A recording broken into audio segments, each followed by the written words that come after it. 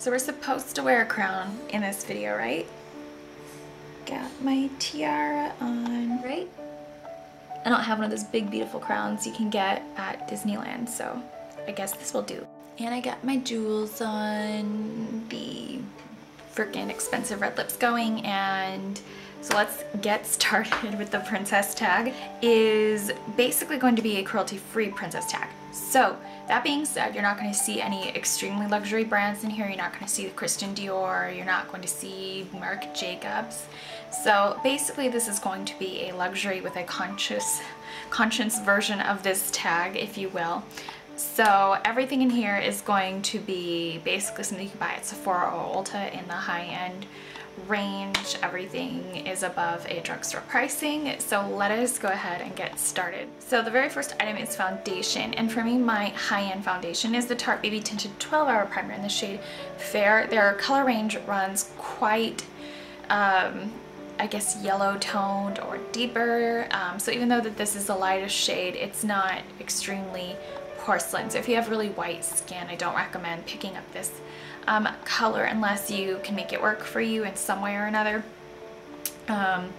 And I love this stuff because it's supposed to be a healthy treatment. I've actually gotten less breakouts and my skin has actually gotten healthier since using this stuff. I have less breakouts, less redness, since I'm pretty much wearing this stuff on a daily basis. It has a buildable coverage, so it can look a little bit more like foundation if you wanted it to, but I actually think this stuff looks a little prettier with a lighter hand. It's an oil-free moisturizer. It's got a built-in primer, and that's also why it can be built up to a really nice coverage, because it's got primer and moisturizer in there. It's a pore minimizer. It basically just blurs your complexion. You don't see any like severe spots or wrinkles or the color of acne. Basically it's a skin brightener and a chemical-free sun protector. Now only if this foundation would completely cover any raised areas and could do cartwheels, it would be the best foundation in the world. This product is concealer, and it's the Tarte Maracuja Creaseless Concealer. I do really like this stuff. It is fairly creaseless on me. I don't see any sharp lines going around my eyes, and I can pretty much blend this right up to my eyes. In the event that I see a little creasing, I pretty much just like pat it off a little bit. I don't have to completely remove it like I would have to other concealers usually throughout the day. Other concealers would really crease on me so bad to the point where I would have to remove them. So there's no point in putting it on. This one is full coverage.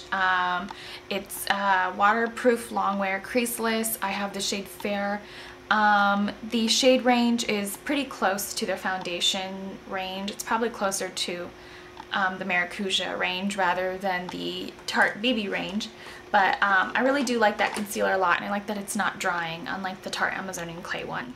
If I recommend this for setting powder snobs, and I know it's not super expensive, but it's the Pumpkin and Poppy Oil Absorbing Merle Veil. It costs between like $10 to $12 depending on what you pay for shipping. This is my holy grail setting powder and has been for 2 years now. Not just because of the price tag, but because this basically does everything I want a setting powder to do. It sets my face nicely. It doesn't remove the coloring in my cream bronzer or my cream highlighter or blush. It doesn't leave my foundation or my concealer looking patchy after I'm done setting my face. My powder blush applies nicely to the face. And I don't get any like wet patchy marks or oil coming through it throughout the day, so I don't need blotting papers.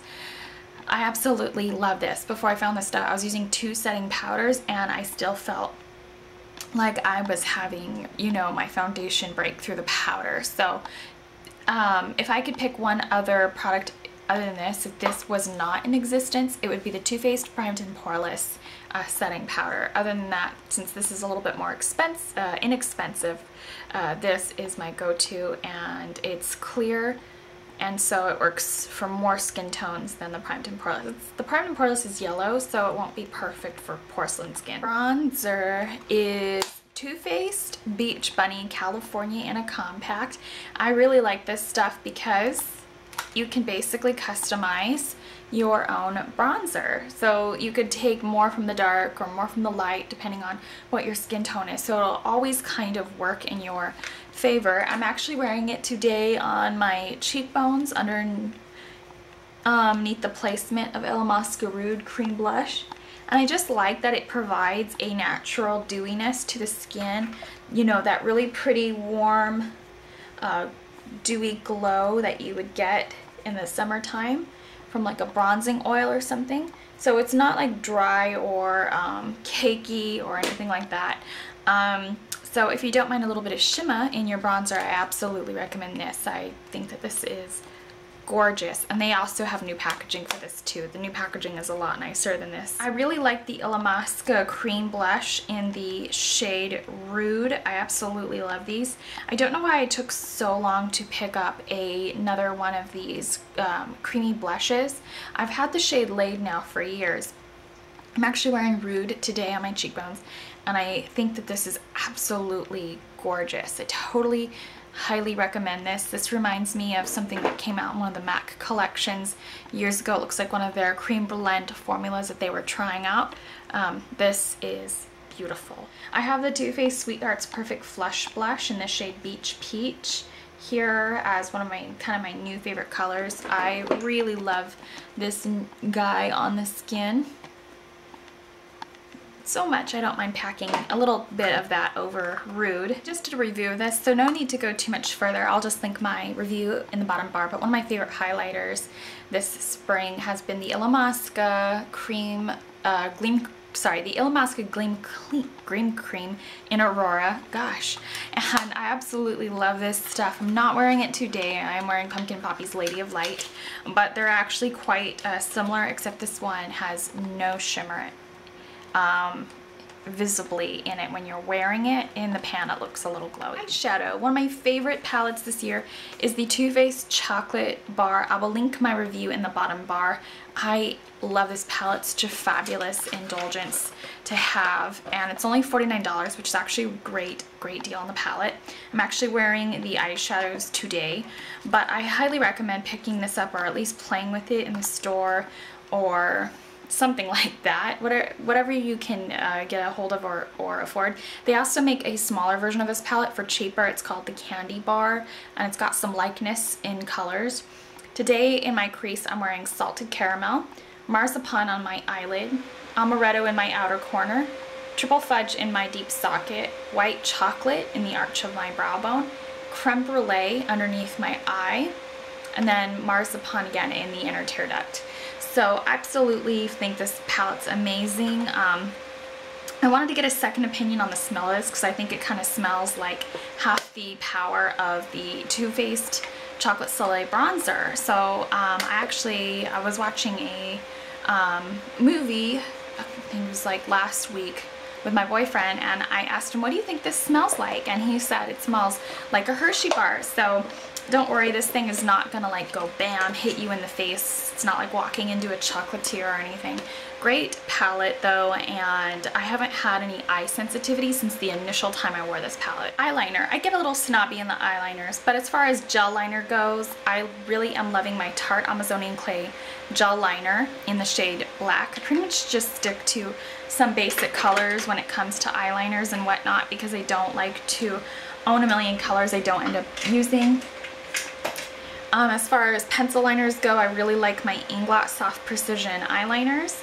And I only have a couple of colors again of those as well. Mascara. This is one of the most expensive mascaras that have come out in a very long time, and it is the Too Faced Better Than Sex mascara. I absolutely adore this. It's got a beautiful hourglass shaped wand. It's supposed to be themed after a woman's body, but of course, you know, they wanted to get people thinking about really what they meant by that, of course. I'm actually really wearing, I'm really wearing the mascara today on my lashes. I absolutely love this mascara. It's my second tube actually. Lip liners, again, the Inglot Soft Precision lip liners. I love that these allow the lipstick color to really kind of speak for themselves. They're not a super wet formula or a super cream sticky formula, which is why they really work to the advantage of putting lipstick on top. In the past, I've tried other ones like the Too Faced Perfect Lips, the Urban Decay 24/7 liners, and all those really kind of mess up the end result of the lipstick color.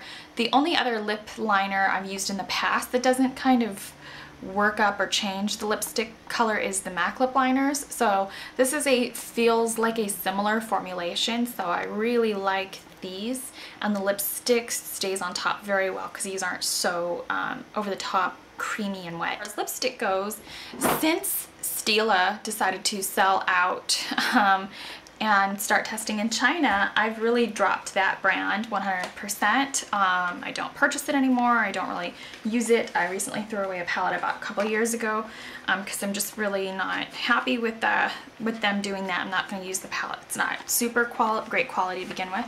Moving on, my favorite lipsticks now, and I know that I didn't sing the praises of these in the past, and I've really kind of had to, I guess, change my tune when it comes to these because I'm looking for a softer, more soothing formulation. My lips get chapped a lot easier than they did in the past. So whether I like it or not, wearing matte formulas is really not working for me anymore. So I like the Too Faced La Creme Color Drenched Lip Creams very, very much. These don't have the longest staying power because they are so creamy, but I definitely love the color range, and I absolutely love wearing them. They're very glossy and pretty. You don't have to wear a lip gloss with them, so it's like a very tinted lip balm. I also really like the Bite Beauty. I like, which ones do I like? The High Pigment Lip Pencils, because it's a 2-in-1. That way I don't have to carry a lip brush anywhere, especially because these are so pigmented. It actually works to have a little bit more advantage with precision. And plus the color range is about the same as the High Pigment Lip Pencils, and they're not as dry as most High Pigment Lip Pencils are. Lip gloss. I really love the Inglot Sleeks. I have 35 so far, and I have one of the lip paints, which is just a high pigment cream gloss with no shimmer, and number 100. And this is just a very electric-y coral, kind of reminds me of something that came out with the MAC collection years ago. And this is the same color as MAC's Pearl, but not the same finish. Brow products. I have some favorite brow products, and I really like the Zuzu Luxe Flax Cream Brow Pencil. I have the shade Flax. They also have Russet and other colors as well. I like this because it's a light taupey color, and I have very dark or hazily eyes and, you know, darker features, so I like to go somewhere in between. I don't like to go with the full blonde brow because it makes my brows look orange.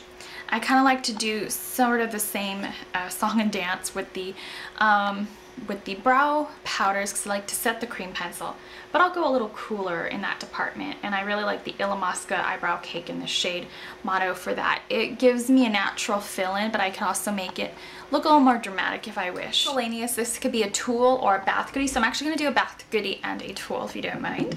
And for the bath goodie, it is the Lush Fresh Face Mask in the shade, or in Cupcake, not shade, it's a flavor. But I love this stuff because it smells edible. Absolutely love chocolate, can't you tell? But yeah, anyways.